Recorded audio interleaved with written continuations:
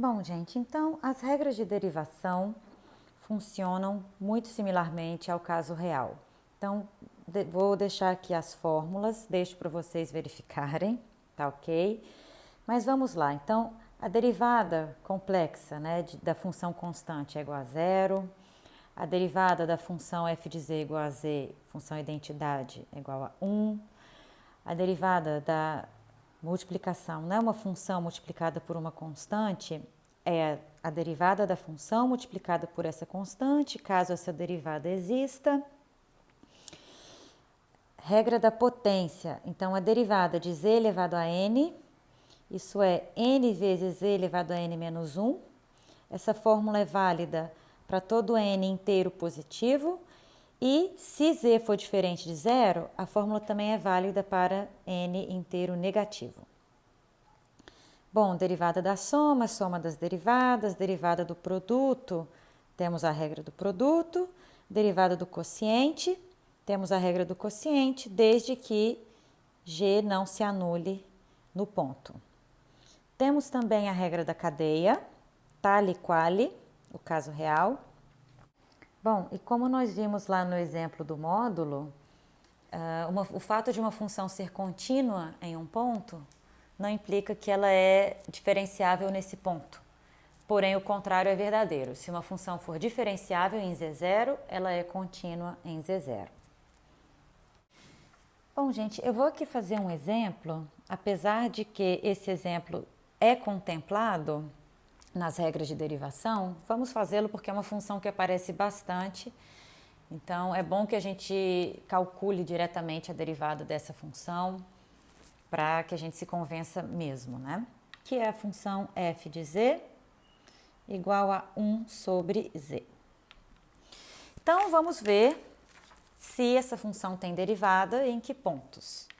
Bom, o domínio de f é o conjunto dos números complexos, exceto a origem, que nós já vimos que podemos denotar como C asterisco. Então, vamos lá, nós queremos olhar para aquele quociente ΔW sobre ΔZ. Bom, então, como antes a gente tinha visto, o ΔZ é Z menos Z0, para Z e Z0 dentro do domínio, e o ΔW foi definido como sendo F de Z mais ΔZ menos F de Z. Então, isso é 1 sobre Z mais ΔZ menos 1 sobre Z. Fazendo o MMC, isso nos dá Z, que multiplica Z mais ΔZ. Em cima ficamos com menos ΔZ. Perdão, aqui é Z0 em todos os lugares. Z0, menos F de Z0, Z0, Z0, Z0. Ok. Então, ΔW sobre ΔZ. Bom, então isso é menos ΔZ dividido por Z0 mais ΔZ vezes Z0 vezes 1 sobre ΔZ, certo? Então, cancela-se o ΔZ, isso fica menos 1 sobre Z0, que multiplica Z0 mais ΔZ. Portanto, o limite de ΔW sobre ΔZ, quando ΔZ tende a zero, é o limite de menos 1 sobre Z0, Z0 mais ΔZ. Quando ΔZ tende a zero, isso dá menos 1 sobre Z0 ao quadrado, que é, portanto, a derivada no ponto Z0. Isso para todo Z0 no domínio da nossa função. Portanto, nossa função é diferenciável e a derivada é menos 1 sobre z ao quadrado. Bom, gente, então vamos lá. Agora nós vamos fazer o seguinte. Então, considere que a gente tenha uma função f de z, escrita na forma u de xy mais i, v de xy. E vamos supor que essa função f é diferenciável em um ponto z0.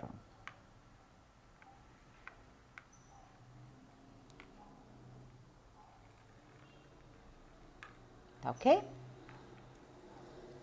Certo, então como antes, nós vamos escrever ΔZ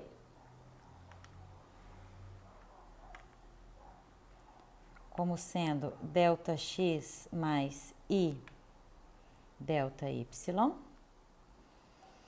certo? Então, aqui nós temos, deixa eu colocar aqui Z0, aqui nós temos Z igual a Z0 mais ΔZ, certo? Quer dizer, ΔZ igual a Z menos Z0. Então, claro, com isso temos x igual a x0 mais ΔX, y igual a y0 mais ΔY, ou seja, ΔX é x menos x0, ΔY é y menos y0. Então, também vamos escrever o ΔW como estávamos escrevendo antes. Isso vai ser f de z0 mais ΔZ menos f de z0. Ok. Isso corresponde a quê?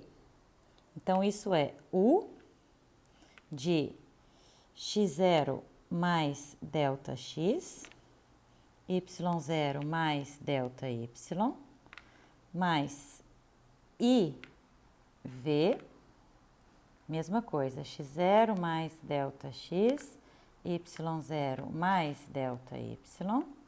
Isso tudo aqui é f de z0 mais ΔZ, menos f de z0, que é u de x0, y0 mais IV de x0, y0.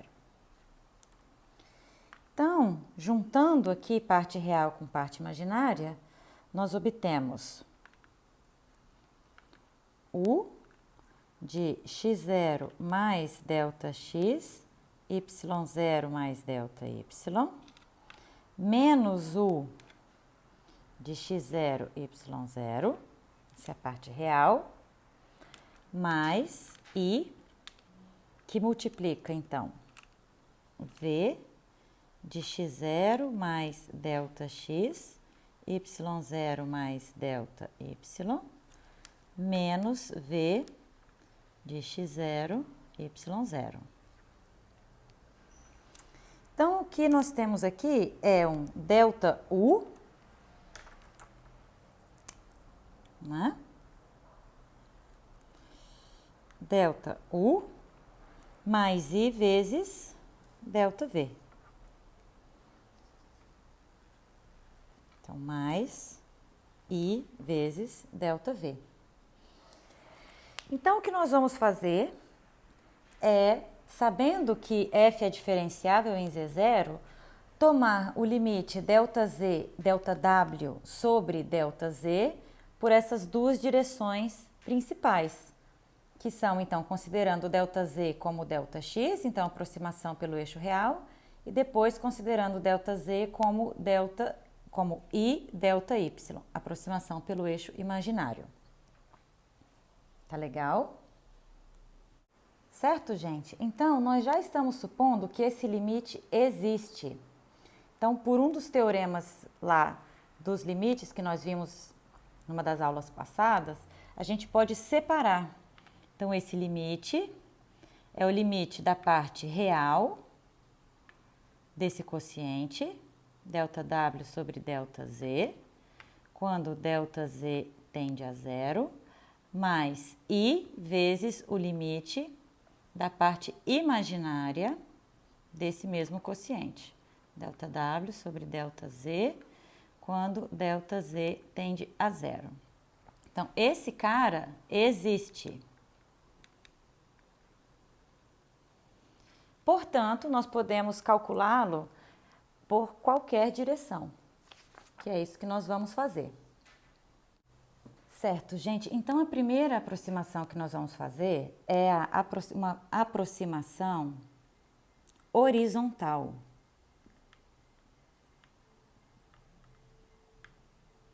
Quero dizer o seguinte, então, nós estamos lá, vou colocar aqui, com o nosso Z0, que é o ponto onde f é diferenciável. Então, esse Z0, ele é x0 mais y0.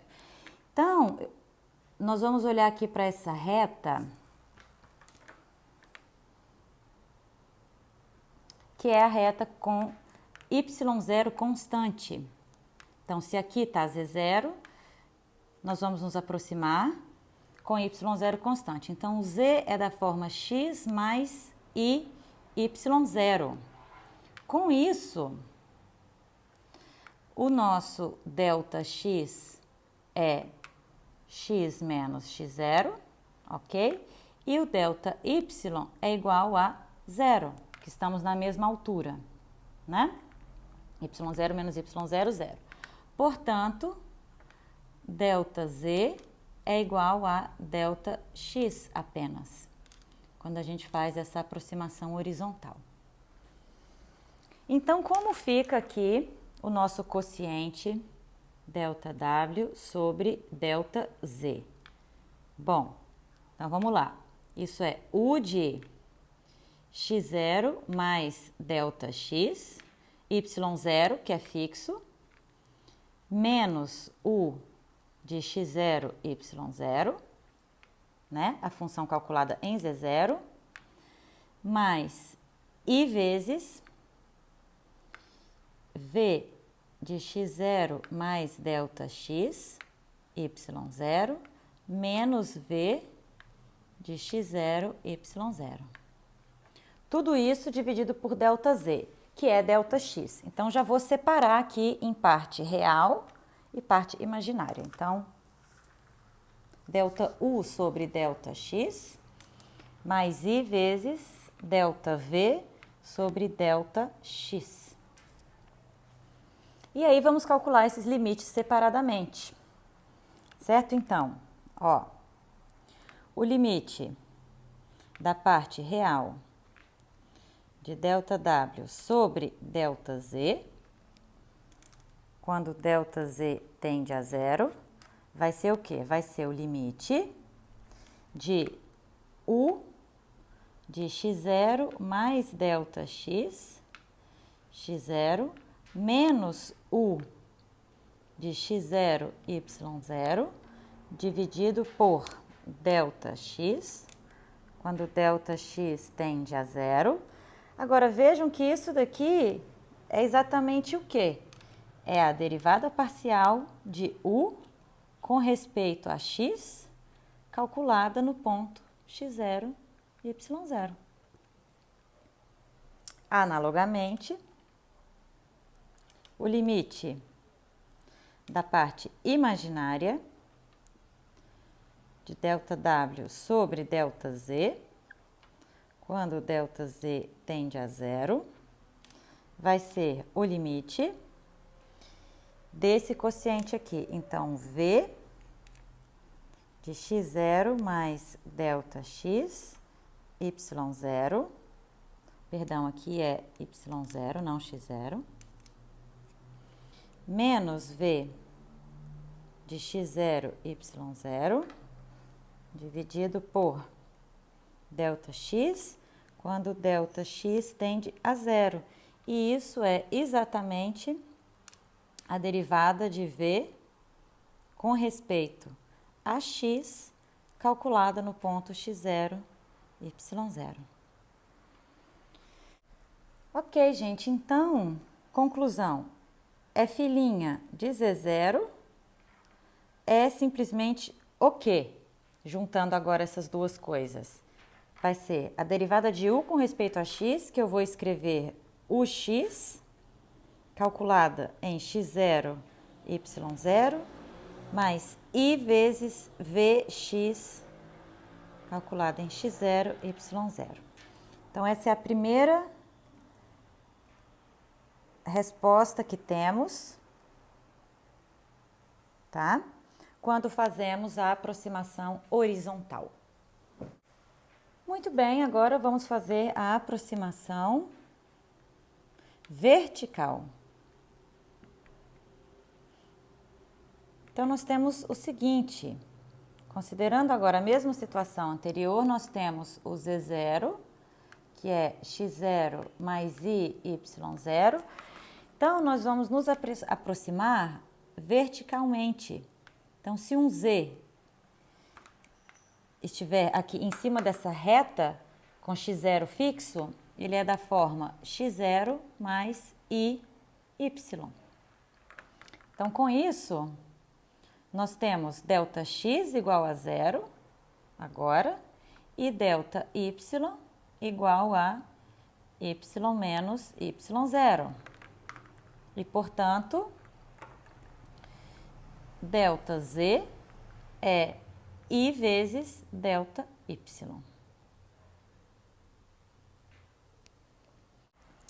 Então, vamos lá. Como fica o nosso quociente ΔW sobre ΔZ nesse caso? Então, repetimos. Isso é U de x0, y0 mais ΔY, menos U de x0, y0, parte real, mais I vezes V de x0, y0 mais ΔY, menos V de x0, y0. Tudo isso dividido por ΔZ, que agora é I ΔY. Então, já separando aqui, nós obtemos ΔU sobre I vezes ΔY, mais I vezes ΔV, dividido por I ΔY. Então, o que ocorre aqui, gente? Esse I vai cancelar com o de baixo e esse I aqui no denominador vai para cima como menos I. Então, como é que fica agora? Ó, vamos lá. A parte real de ΔW sobre ΔZ, quando ΔZ vai a 0, agora é o V. Então, aqui temos, vai ser limite de V de x0, y0 mais ΔY, menos V de x0, y0, dividido por ΔY, quando ΔY tende a 0. Isso é, não, outra coisa que a derivada de V com respeito a Y. Então, a derivada de V com respeito a Y no ponto x0, y0 e o limite da parte imaginária de ΔW sobre ΔZ, quando ΔZ tende a 0. Então, esse I, lembrando, né? Quando eu multiplico pelo conjugado de I, que é menos I, ele sobe aqui como um menos I aqui em cima, multiplicando isso tudo. Então, aqui nós teremos o limite de menos U de x0, y0 mais ΔY, menos U x0, y0, dividido por ΔY, quando ΔY tende a 0. Então, isso daqui nos dá menos a derivada de u com respeito a y no ponto x0, y0. Tá legal, gente? Espero que tenha ficado claro por que esse sinal de menos aqui. Por causa dessa subida do i que sai daqui de baixo e vai para cima. Então, com isso, nós obtemos uma segunda maneira de escrever f' de z0. Daqui nós obtemos que f' de z0 é igual a parte real, então vy x0, y0, mais parte imaginária. Então, menos i vezes o y de x0, y0.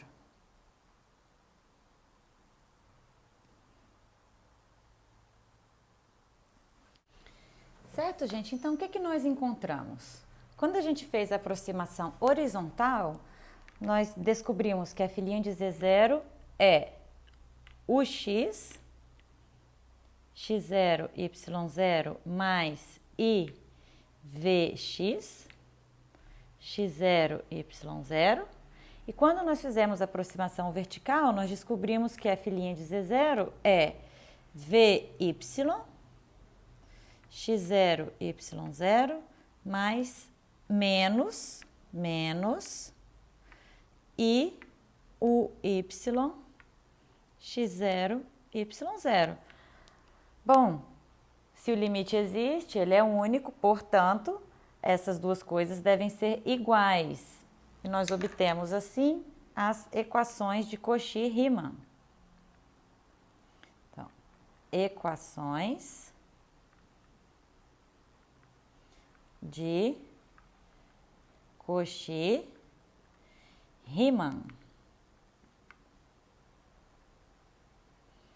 que são as seguintes. Então, se uma função for diferenciável em um ponto z0, as derivadas parciais das funções u e v existem e satisfazem as equações de Cauchy-Riemann, que são, então, o x, x0, y0 deve ser igual a vy,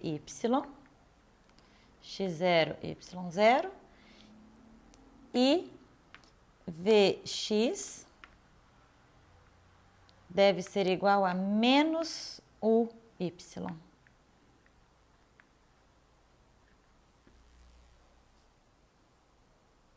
Tá? De uma forma mais simplificada, para ficar mais fácil lembrar, o x igual a vy, vx igual a menos o y.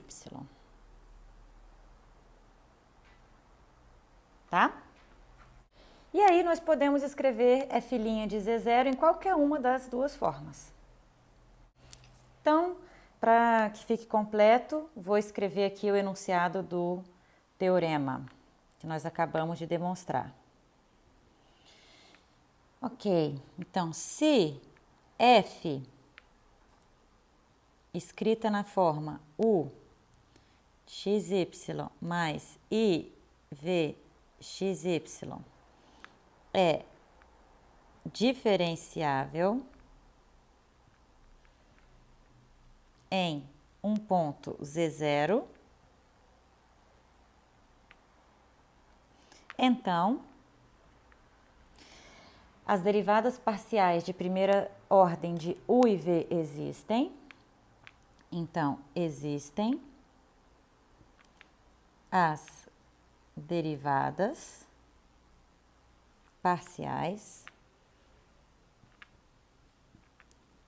de primeira ordem de u e v e satisfazem as equações de Cauchy-Riemann. E satisfazem